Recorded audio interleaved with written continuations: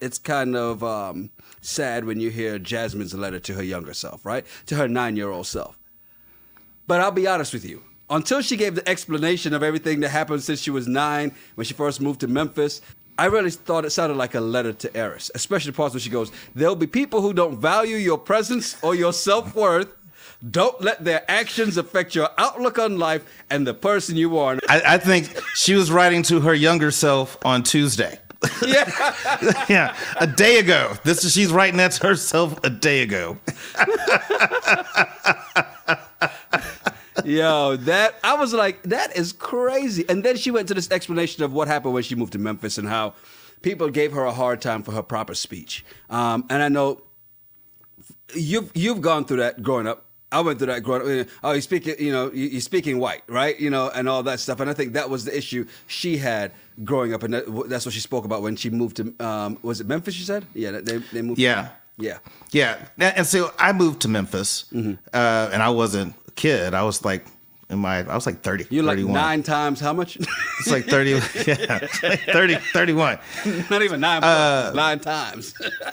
But I experienced that, and I remember growing up in the South. I experienced racism, but it was always from like white people. It wasn't until I got to Memphis where black people hated me because, you went to college or you this, you that. Negro. You think and I was a manager at Applebee's. And so like I'm walking around with the shirt and tie on. Oh, you just think you better than me. And I'm like, hey, it's not my fault. You have 2 jobs and 3 kids and you're cooking riblets. That's why. That's not my fault. I know. That's the terror I know. I chose my life. You chose yours, but don't get mad at me. But I had dealt with that. But I mean, you get over it and you move on. And this was me in my early 30s. This is happening. Yes. She was dealing with this in high school and still bothered by it. It's just interesting just how some people handle stuff well, some people don't.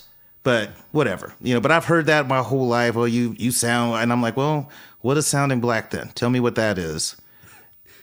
But and the one I hate, especially now, it's, you just don't have swag. I'm like, kiss my ass with that swag shit. Kiss my swaggy ass. Yeah, swag don't pay my mortgage. Talking like this helps me pay my mortgage. So, Naomi says, but her speech is not all that proper. Naomi, go to Memphis. True. It is. True. Facts. Keedy says, all up in the ass, Negro. Hey, Marcy says, I don't talk white, I talk right. Yeah. Hell yes. Even High Vibes and Tell said, make better life choices. See, that's you. That's what it boils down to. You play the cards. Yeah.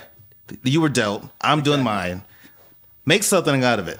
Get a royal flush. I figured out a way to get a full house. You can do something.